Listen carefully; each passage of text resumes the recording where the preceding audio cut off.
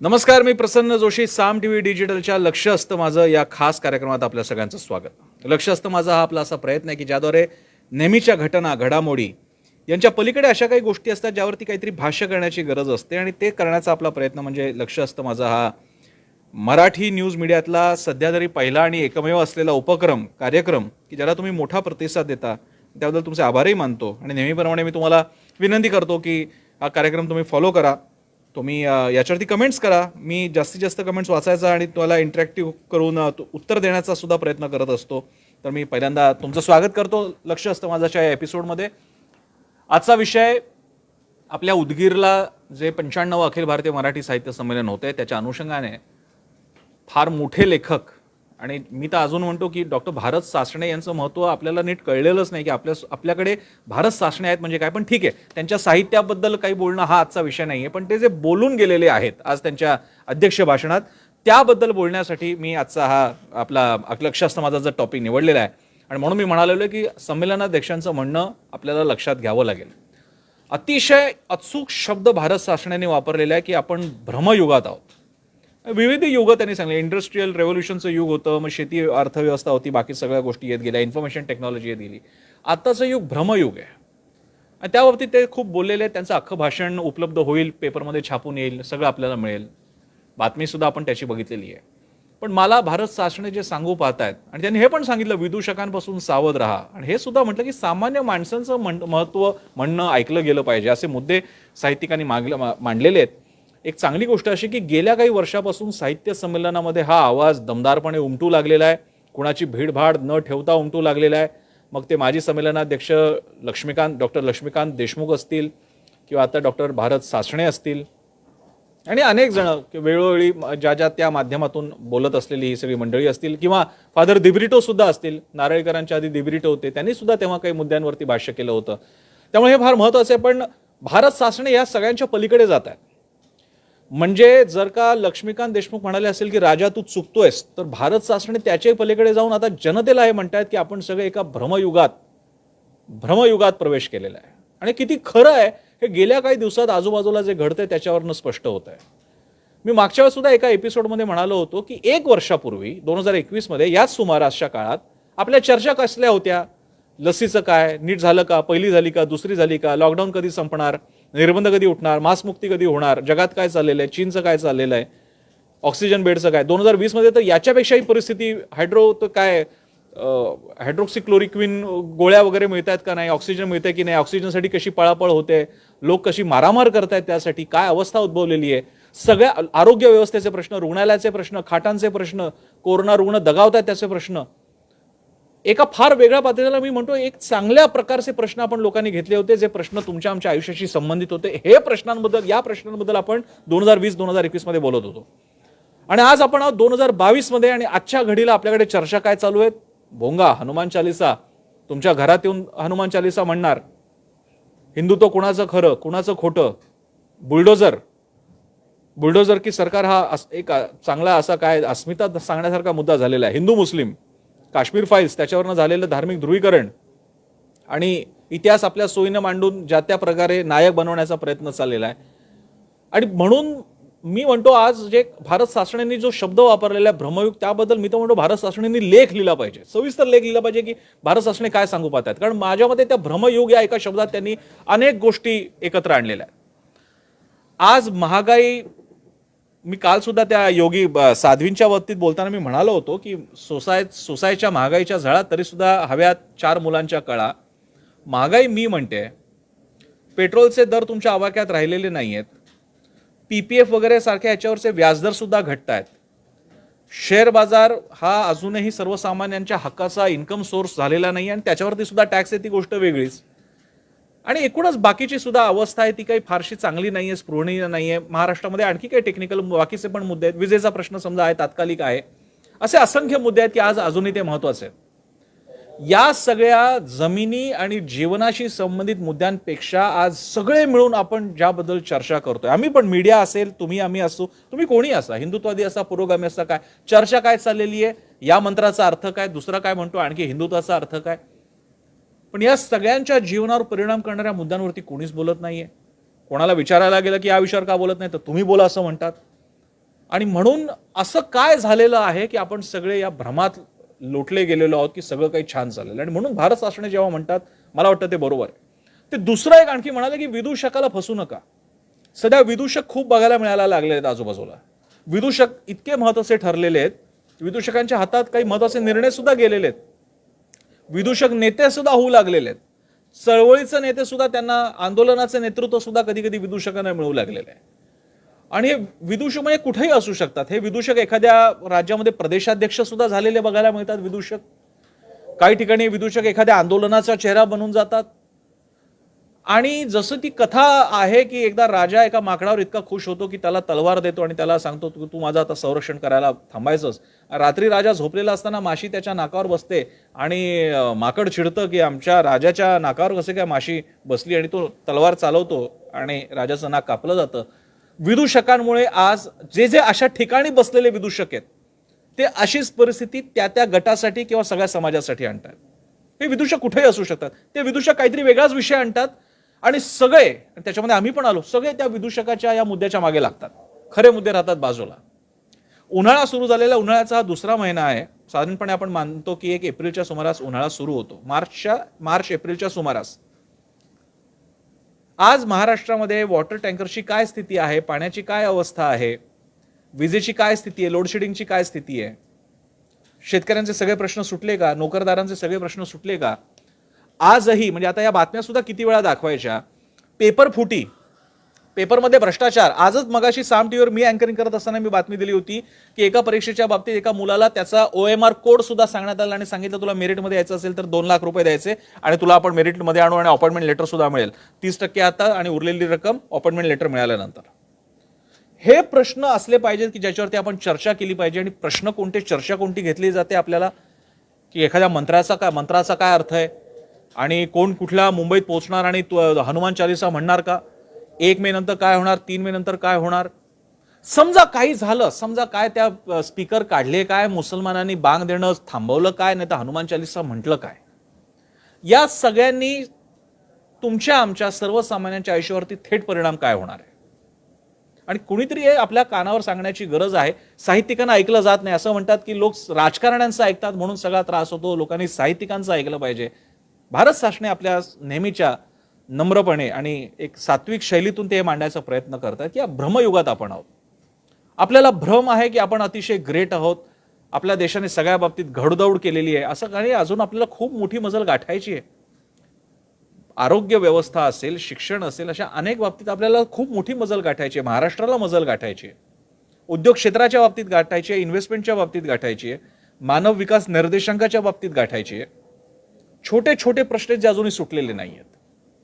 रस्त्याचे प्रश्न आणि पाण्याचे प्रश्न मुंबईपासून एखाद्या, म्हणजे आजच एका ठिकाणी बोलताना माननीय म्हणजे मंत्री नितीन गडकरी म्हणाले की इकडचे रस्ते आपण एकदम अमेरिकेसारखे चकचकीत करू.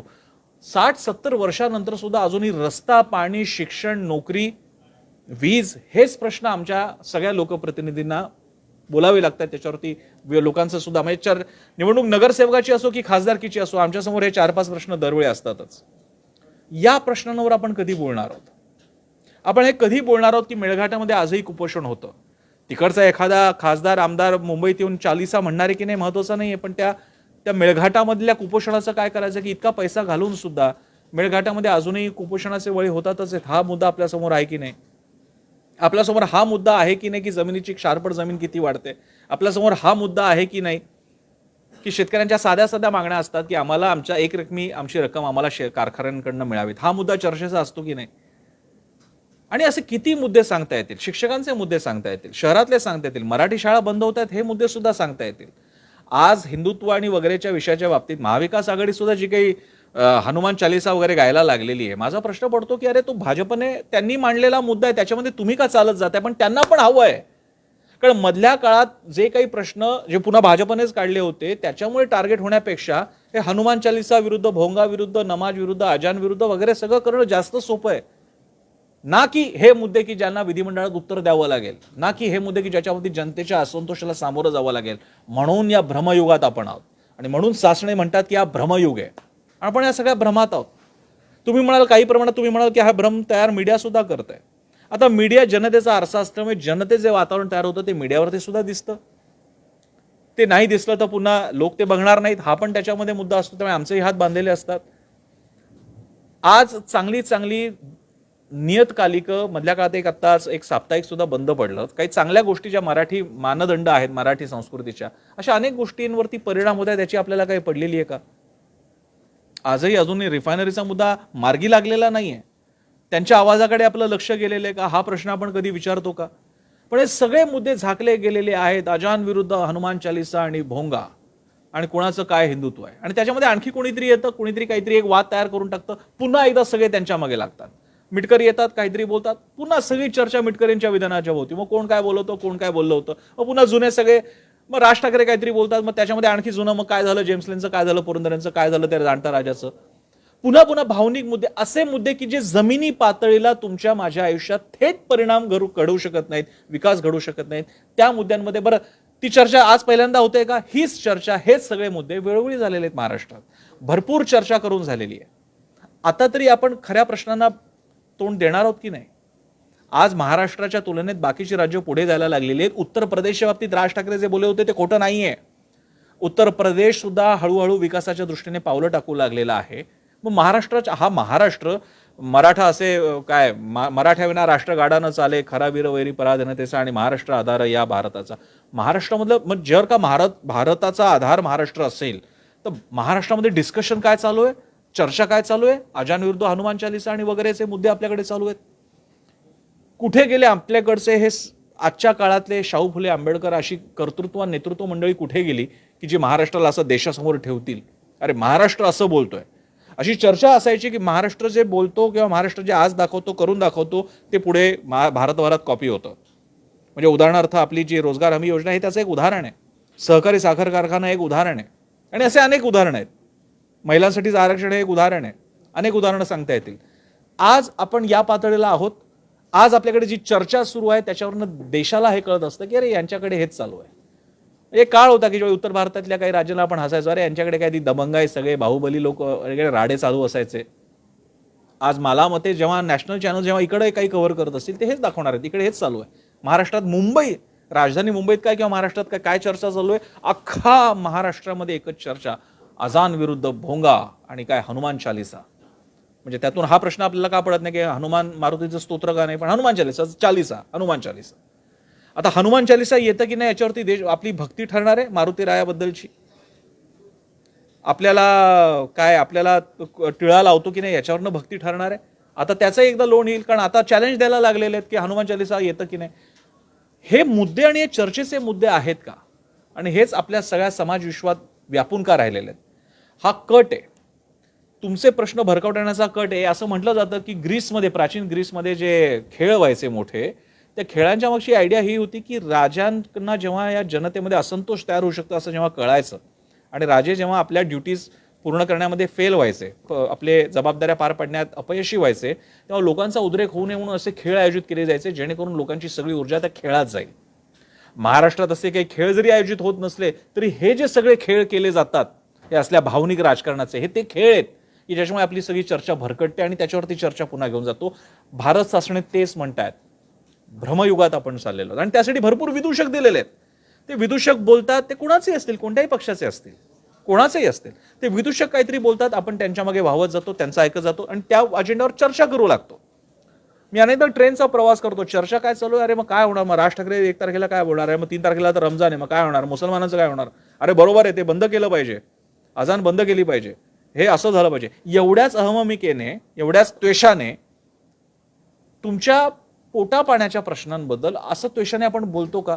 महागाईबद्दल बोलतो का? म्हणजे मला कळत नाही की महागाई काही नाहीच आहे की काय. एवढं एक तुमचं अख्खे 150-125 रुपये थेट निघून जातात पेट्रोलला, हा चटका बसत नाहीये का लोकांना? का मलाच किंवा आम्हाला मीडियालाच कदाचित सवय लागली की आपणच म्हणतोय की महागाई महागाई, लोकांना नसेल वाटत महागाई? कदाचित याचं कारण या भ्रमयुगात दडलेले जे भारत शासने सांगू पाहण्याचा प्रयत्न करत आहे. भारत शासनाने याबद्दल जरूर लिहावं.